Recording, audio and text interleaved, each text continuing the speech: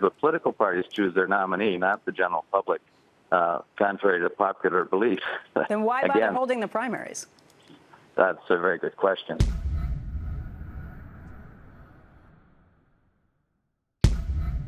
Let's go to Robert. You're on the Chris Plante Show. Hi, Chris. Hey, Bob.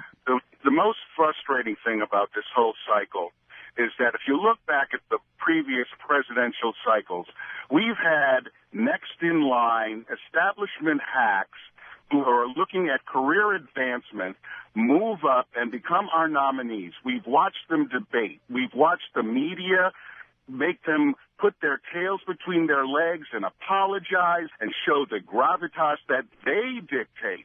I mean, these news media types are the ones that have made themselves the arbiters and the megaphone of which our presidential candidates get to communicate to the public, and then they vet and approve or disapprove or sabotage our candidates. We finally have a candidate in Donald Trump who fights back against the media, calls them on their bias, calls them on their BS, and he is fighting back.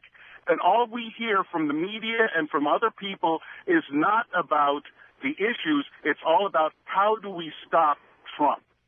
When is it their job to not pick apart the issues that the candidate is talking about, but it's all about how to stop him. And this is coming from within our own party. Right. And then they want to give us these milquetoast next in line, John Boehner, Ryan, and all these other stiffs that if they get the nomination through shenanigans or whatever, are going to just be the same kind of put the tail between the legs, succumb to the media types, when we have Donald Trump, who is energized. He is doing everything the Republican Party wanted to do over the years when it comes to outreach for minorities. He's getting the blue-collar vote. He's getting all these people that the Republican Party has told us. And the thing is, these people, these stiffs, with their inaction, we gave them the House, we gave them the Senate. They promised they were going to repeal Obamacare. My wife and I'm a veteran, we have to live within the dictates of these people who are supposedly Republicans in what they don't do. We finally have somebody who knows how to create jobs, has created jobs. He just doesn't happen to be of the political pedigree that's supposed to make them worthy of becoming president.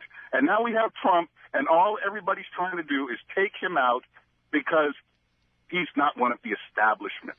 Well, there's telling us that he has very high disapproval ratings, 67% or something, that he'll never get the Latino vote, he'll never get the black vote, he'll never get the women's vote, he'll never get the transgender vote, that's about 40 votes, I think, that he's never going to get all of these groups that the Democrats have cobbled together as their coalition, basically race-based. And the news media tells people out there in America that they can never vote for a Republican because the Republicans are all racist. And, certainly Trump, as he's been called Hitler and Stalin and Pol Pot and a racist and a Klansman and everything else. How can a guy like that ever get elected? Well, look at what he's doing. If he was really that bad a candidate, if he was just a reality star, which even our conservatives down him on because he's been in the entertainment industry. I'm sorry, Ronald Reagan, before he was a Republican, was a Democrat in California, campaigned for Hubert Humphrey, campaigned for Harry Truman, was an activist against nuclear power, but it was okay for him to make the conversion to being a Republican.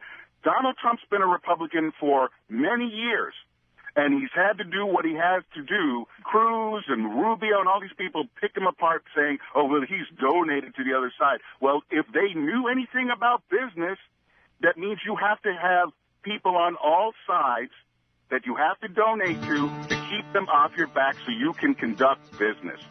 And they don't understand that. They just use that as a point to needle him in because we need somebody who knows how to create businesses, create jobs, so we, the people, can be independent of the government. That's the big idea. That's the overarching idea. Not everyone loves that idea. Bob, thank you very much for your contribution this morning.